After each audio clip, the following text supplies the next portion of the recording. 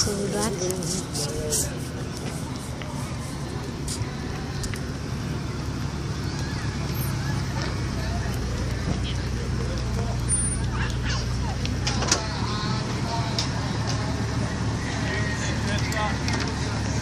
Yes. What is your deck? Can you move up there and make a right?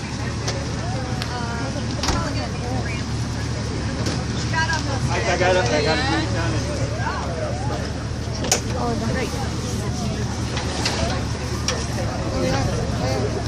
what? Thank God the lady in the front seat didn't be a bitch about it. Jose, It didn't get come even out with of the seat thing. because then my dad wouldn't be able to see it. Yeah.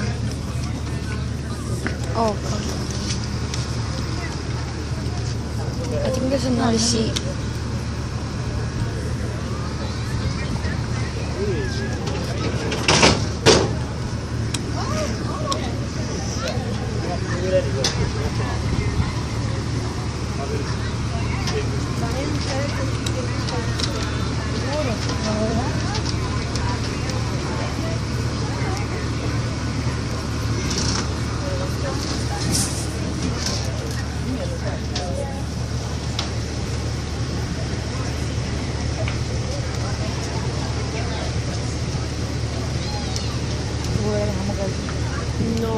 Por eso puso la cadena ahí. Cógelo suave. Mommy, I call going the second row first. Yeah. I call it. What? I call going the second row first so I can see everything. I'm gonna go to. I'm gonna go in the second seat. Have a good day. No, this is kids stuff. Sorry.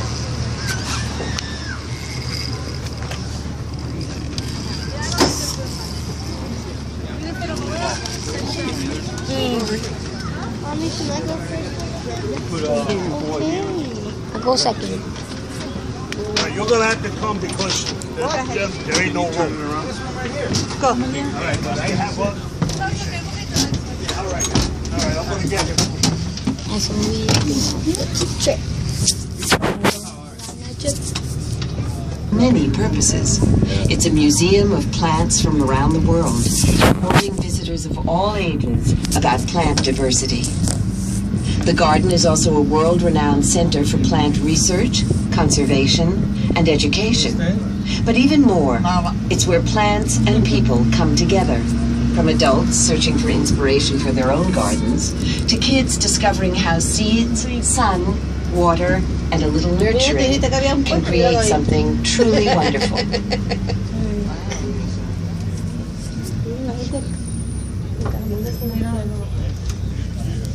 Yo viste esa roca. You guys all right? You're okay. Yo viste esa roca. Pero ¿por qué siguen parando y saliéndose y entrando otra vez? Yo no sé qué paran para que vean.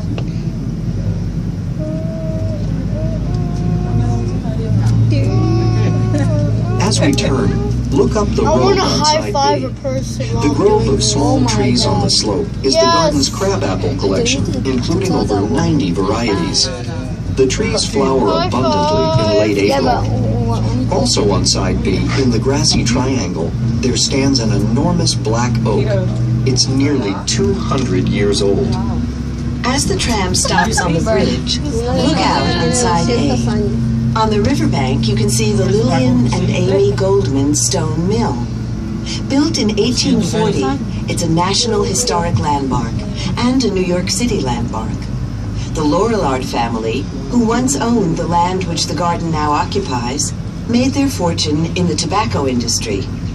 This mill was used to create snuff, a popular alternative to smoking tobacco. Que eran dueños del terreno. Ese es el lugar. Eran así en el tabaco. Y se ganaron el dinero con el tabaco. Y el tabaco necesita una suelía. Sí, a la hoja.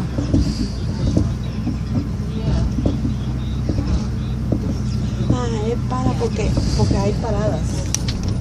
¿verdad? Hay paradas. A ver si alguien se quiere parar. No quería bajar.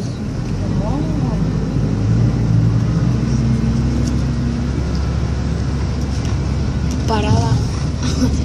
Ese es el edificio viejo.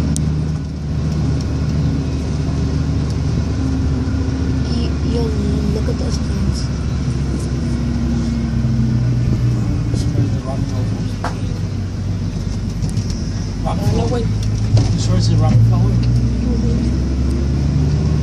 We have just crossed the Bronx River. Before the arrival of European settlers, the Bronx River provided food and water for the Lenape people. The river was also a vital economic resource for colonial Americans. By the mid-1700s, its steady flow was furnishing hydropower to 12 mills. We are now entering one of the most spectacular collections of rare and unusual garden conifers in America, the Benenson ornamental conifers. From 2000 to 2004, the garden completely restored this picturesque 15-acre site and added more than 250 new conifers to the collection. Whether surrounded by the vibrant greens of spring and summer, the earth tones of autumn, or shrouded in winter snow, this collection's unique beauty is stunning throughout the year. Immediately after the stone and cedar pavilions, look on side A for a cluster of thin, unusual-looking trees. They are weeping giant sequoias, and in 60 years, they could be over 90 feet tall. In this same area are low, spreading evergreens called Sargent's weeping hemlocks. While it's rare to see weeping giant sequoias in the New York area, Sargent's weeping hemlocks are actually native to New York and were first found growing nearby in Beacon. Next, on side A, watch for a distinctive tree with many long branchlets hanging straight down from the main branches. That's a snake branch spruce. Directly opposite on side B is a varied group of shade-loving dwarf conifers. These, along with a group of sun-loving conifers just ahead, contain an astonishing variety of small trees that take decades to grow only a few feet tall. They range from yew and hemlocks to pines, spruces, and firs. All are great plants for home gardens. As we come around the bend, look to side A. There, standing on its own near the road, is a distinctive pyramid-shaped tree. It is the R.H. Montgomery spruce, named after the man who donated many of the rare conifers in this collection. All R.H. Montgomery dwarf blue Colorado spruces are descended from this one original plant.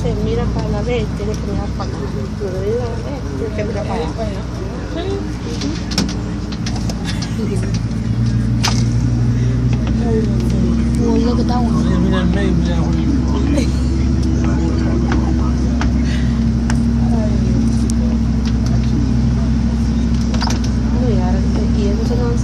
As we exit the Benenson,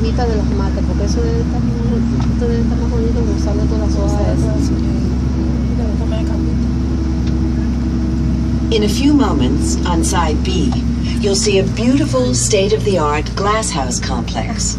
These are the Nolan greenhouses for living collections. Here, the garden develops its living collections, propagates plants for exhibition, and grows plants under specialized conditions for study, research, and conservation. In 8 distinct growing zones, staff members cultivate alpine, desert, tropical, cloud forest, and temperate plants that are displayed throughout the garden. The garden grows and cares for over 1 million living plants. Seasonal exhibitions alone can require upwards of 13,000 plants grown from seeds or cuttings. It's an enormous task, but the Nolan greenhouses make it possible. In this cutting-edge research facility, plants are also grown for scientific study. In its role as an international plant conservation rescue center, the garden nurtures thousands of rare and endangered plants. The greenhouses include the Burke Sullivan Display House, where you can view special exhibits and see how horticulturists grow the plants that populate much of the garden.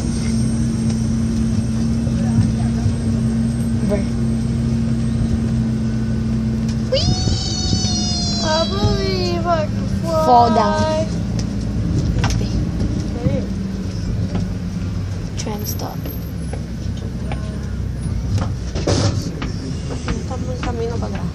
allá de mi abuelo.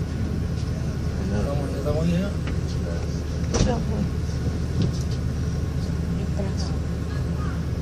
¿Qué deseo de están estos chiquitos? Estamos a mí. El sol está haciendo daño. Este le dijeron que tenía que ponerle un ojo para adentro. El ojo.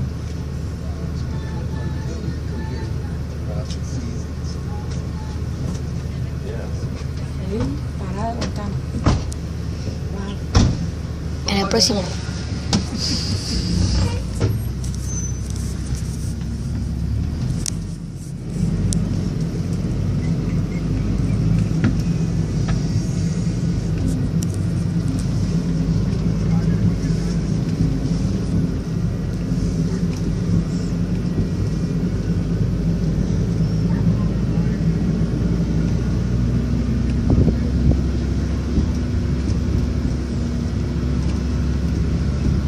As we exit the Benenson ornamental conifers, straight ahead is the Adam R. Rose and Peter R. McQuillan Horticultural Operations Center.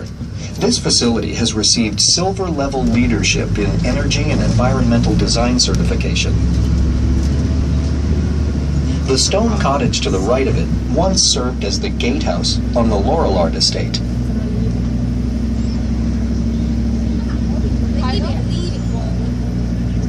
Beyond the rock outcroppings on side B is a wonderful planting of herbaceous and tree peonies that flower beautifully in May. That's the Hope Peony Collection. On the same side and down a gentle slope is an ancient lake bed, now the award-winning Peggy Rockefeller Rose Garden. It's planted with nearly 4,000 roses in over 680 varieties. They bloom magnificently in June and continue flowering through September. Jaden. Esas son las rosas. And look at that house. Cool. You want to get off? Yeah, somebody got off. Tú sabes, Eso, pues si me va a sale mucho. y las rosas son de la hija de Rockefeller, Peggy Rockefeller.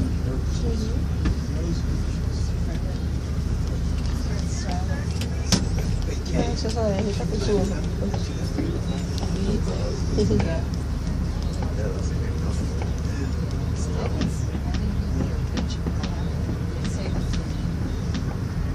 Entonces todas esas son las rosas.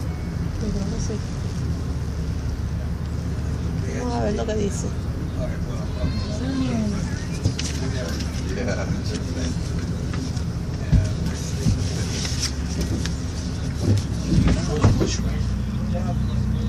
Sí, eso mismo es, porque mira cómo está, con el ciclo del medio. Porque no han salido.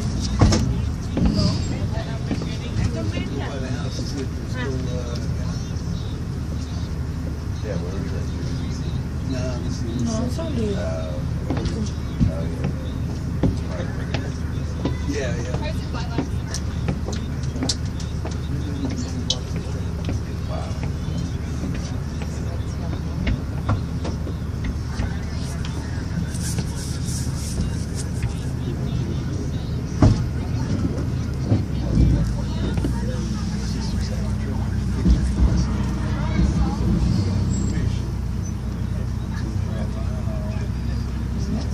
The formal rose garden was designed in 1916 by Beatrix Ferrand, who achieved fame as a landscape architect in an era when the profession was almost exclusively male.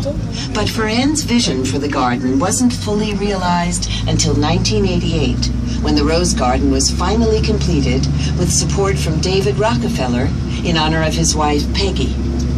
Beyond the Rose Garden is the Lilac Collection, which was established in the late 1940s with hundreds of plants from the breeding collection of T.A. Havemeyer, a distinguished horticulturist. Each spring, this corner of the garden comes alive with lilacs in colors from white and pale blue to lavender and deepest purple. On side A is the cherry collection.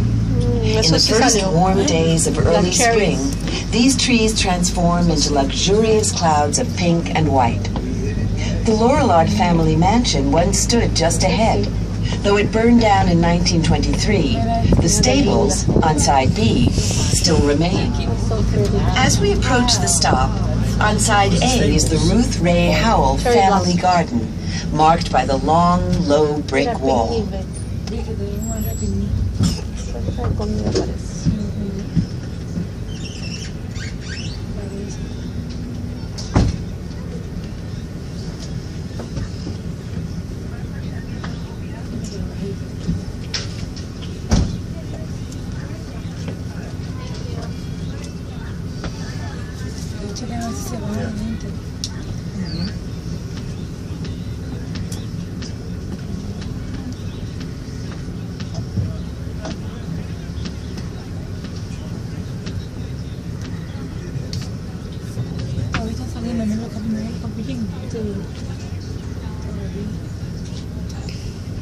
Esa es Magnolia.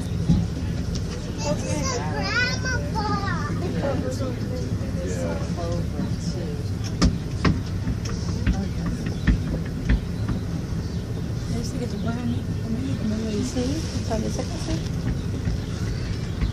¿Se va a meter ahí?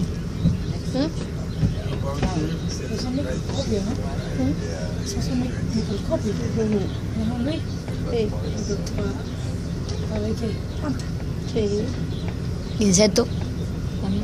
¿Cómo insectos? Acá también se ven insectos. De todo se puede ver como...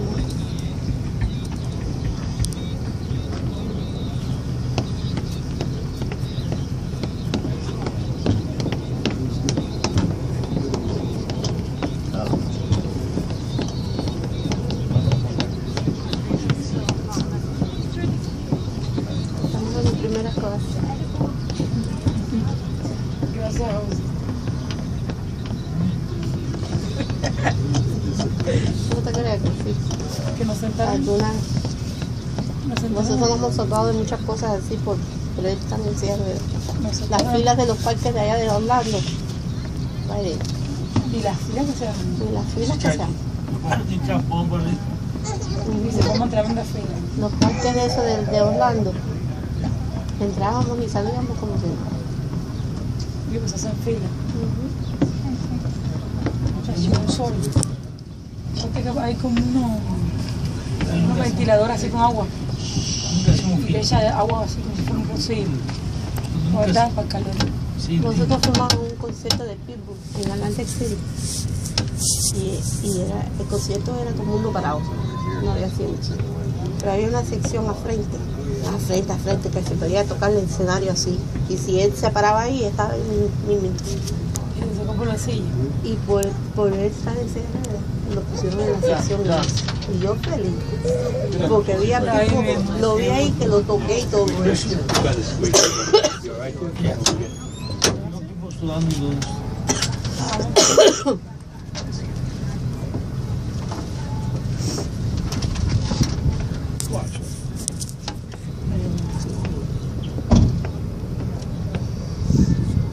Y entonces sí, nos pudimos sentar y lo teníamos, estaba como en red, como atrás de una reja. Y yo lo toqué y todo. Yo le eché a la mano de sitio. Muy lento.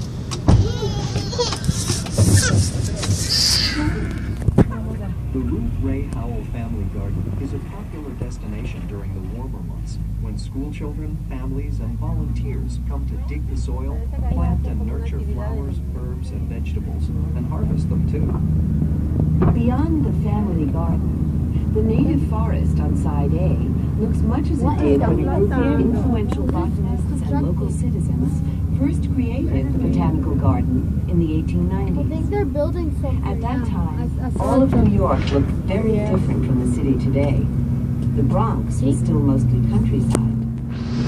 Manhattan in the late 19th century was home to individuals of astounding wealth who were also deeply civic-minded, funding public libraries, museums, parks, and universities.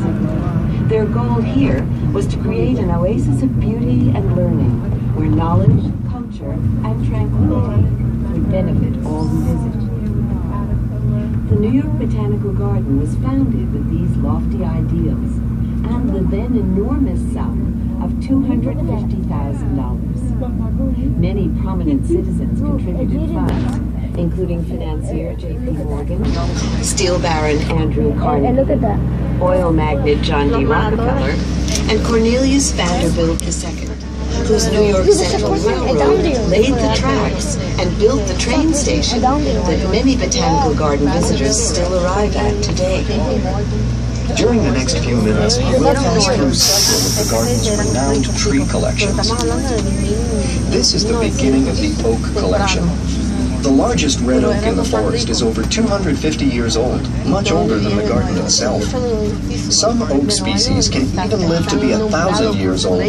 Such big trees can soak up hundreds of gallons of water a day. In a few moments, we'll watch.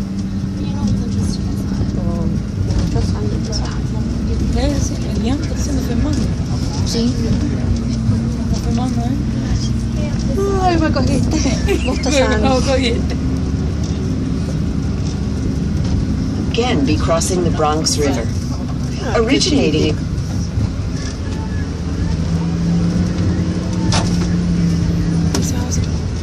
You're moving, Jose? So you're going downhill. You have no seats. No, none. But there's like 3 trams behind you, a couple minutes apart. So I'm sure between them you'll. We kind of got the front tram and we got everybody on.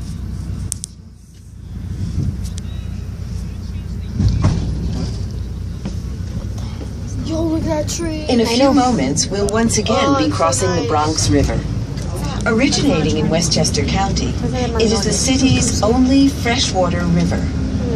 Once it was lined with factories, tanneries, and mills. Most are gone now, and the water quality has improved, attracting many birds and other wildlife. In addition to the river, the 50-acre forest we've been passing on Side A is important both historically and ecologically. It's the largest surviving stand of uncut, first-growth timber in the metropolitan area. Oh, it's so cold. It was so cold. Today, the forest remains in its natural state, although it has been subject to many unnatural human disturbances. To combat threats to its ecosystem, the garden is deeply involved in continuous restoration and stewardship of the forest through the removal of invasive species and the planting of native trees, shrubs, and wildflowers. Ahead on Side B, you'll see an arched stone bridge. That area is called Twin Lakes for the lakes on either side of that bridge. A century ago, it was a lively spot for ice skating in winter. While there's no more skating, the lakes are still popular with water birds and seasonally migrating flocks. On our free Saturday morning birdwatching tours, garden visitors have spotted more than 200 species.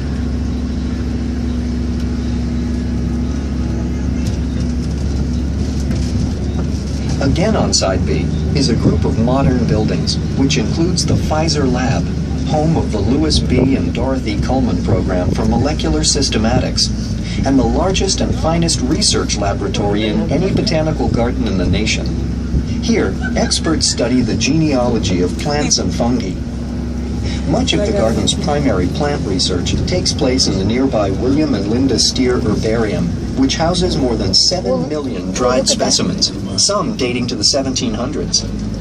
The garden's research and conservation programs are among the most comprehensive and far-reaching in the world. Areas of research include plant molecular biology, natural resource management, and habitat preservation. Our programs stimulate discussion and disseminate information in order to help develop effective responses to environmental challenges. In fact, this tram runs on clean, natural gas, reducing emissions and air pollution. We thank Con Ed for their sponsorship of this effort to protect the environment and human health.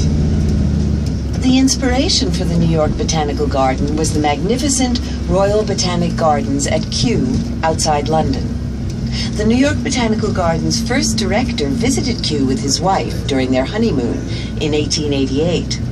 On their return, This they is successfully knowledge, lobbied for a New like York garden in the video, of equal if you beauty. could hear the In voices 1891, the New just York knowledge Botanical about Garden where was we at. incorporated Yeah. by the state if legislature you want to know with where the we intention at, of just being listen a to the public video. botanic garden of the highest class. God, 4 I years can't do later, it. the founders selected this site, Whoa. which had already been purchased by the city of Where New is that York, hill? and enlisted Calvert Vaux, co-creator of Manhattan's Central Park, as the chief designer. As we leave the library building,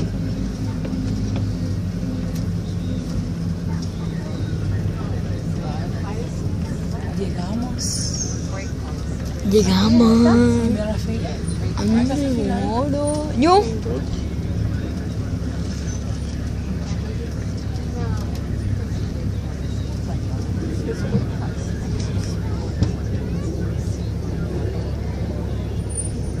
Lorenzo Buono.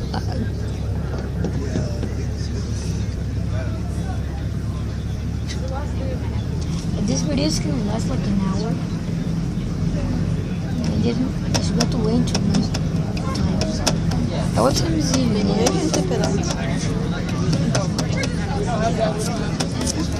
What time it is? Yeah.